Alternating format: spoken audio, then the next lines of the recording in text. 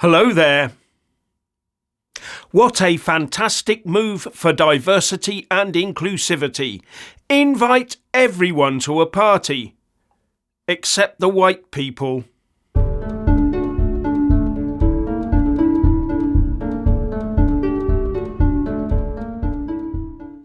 It gets more blatant by the day, except I now feel that there will start to be a massive pushback against it. What am I talking about? Anti-white racism. And it's not reverse racism, it's just racism. It is now prevalent in the West, and so far the woke lefties have managed to guilt-trip the majority into not voicing their dissent. But I think the pendulum has reached its furthest point of trajectory towards the Marxist wokeism that a small minority have worked so hard at for so long. It will now inevitably unravel. The latest example of what I'm talking about is the Mayor of Boston, Massachusetts, Michelle Wu, organising a holiday party for electeds of colour on the Boston City Council. That is, a holiday party for non-whites only. With Boston 25 News reporting, Denise DeSantos, Wu's Director of City Council Relations, sent an email to the Council's honourable members that read, "On behalf of Mayor Michelle Wu, I cordially invite you and a guest to the Electeds of Colour holiday party on Wednesday, December the 13th at 5:30 p.m. at the Parkman House, 33 Beacon Street." But a mistake was made when issuing the invites, because they were sent to all 13 council members. So a second email was issued 15 minutes later, uninviting the white council members. Now, no one is allowed to be offended by this. Oh no, this is a perfectly legitimate thing to do. And the mayor is totally unrepentant, saying that this particular group and others like it gather all the time, and it's absolutely fine to exclude people based on their lack of skin tone. I can understand someone might be confused or worried if certain people weren't being invited at all or were being left out of any type of celebration. But I assure you, everyone on the Boston City Council has got an invitation to multiple types of events and holiday parties. But I very much doubt anyone was openly invited to a white-only party, were they? Let's rewrite that invite to reflect that. Honourable members, on behalf of the Mayor, I cordially invite you and a guest to the Electeds of White holiday party on Wednesday, December the 13th at 5:30 p.m. And then send it to all the members, but then send the non-white ones an email 15 minutes later retracting it.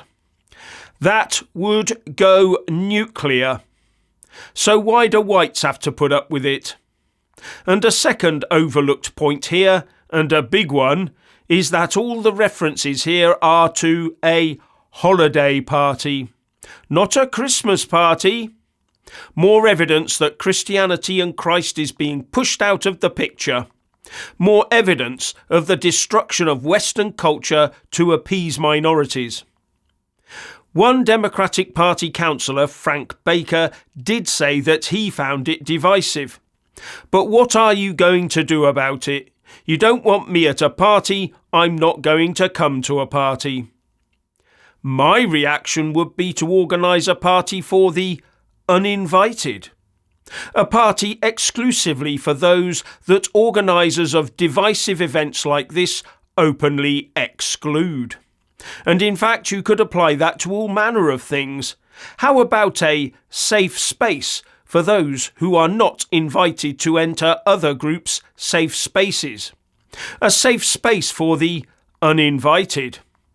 So if a university campus has some safe spaces, anyone who is excluded from all those safe spaces is welcome in the safe space for the uninvited. The fact that the uninvited would tend to be one ethnic group would only be the logical outcome of the actions of those who exclude people based on ethnicity in the first place. Those that start the exclusions would be the ones causing the apartheid. And the uninvited can't be charged with some sort of hate crime. After all, they are the excluded. They are the uninvited. And you are not invited to be a part of the uninvited.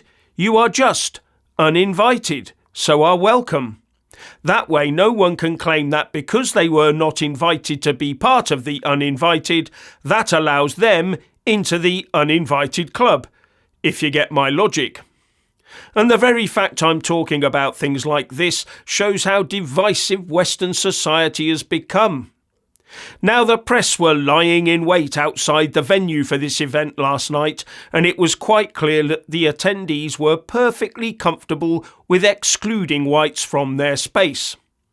What would they say, though, were the roles reversed? Although one female attendee did cover her face as she went in. Feeling a bit guilty, perhaps?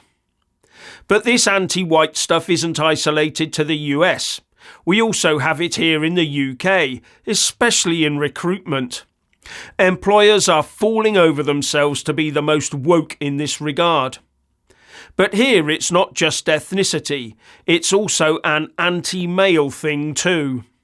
And a good example of this is the chief executive of Aviva, Amanda Blanc, proudly declaring to the House of Commons Treasury Select Committee that senior white male recruits have got to get their final sign-off from her.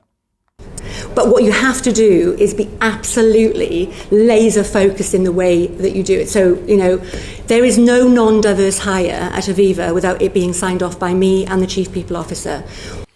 So it's a no non-diverse hire at Aviva without it being signed off by her and the Chief People Officer. So the default is diverse, and in her company's case it seems that diverse means non-white and non-male. And the Telegraph says that it's part of a diversity drive to stamp out sexism. So is she saying that all white males are sexist?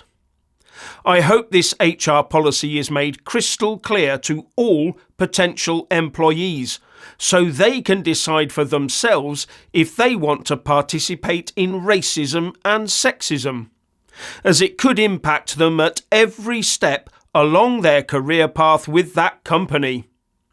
Anyway, she continued by saying, Not because I don't trust my team, but because I want to make sure that the process followed for that recruitment has been diverse, has been properly done, and it's not just a phone call to a mate to say, would you like a job, and pop up and we'll fix it up for you. So there's a lot of work that has been done to make sure you get those numbers right.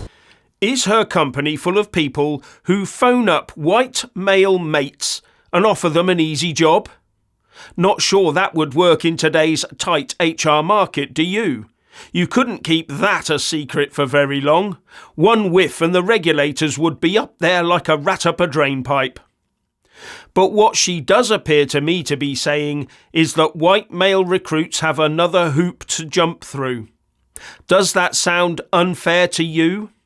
That before they would be given the nod, she would be looking at their case and seeing if, maybe, there was a diverse candidate she could swap them out with.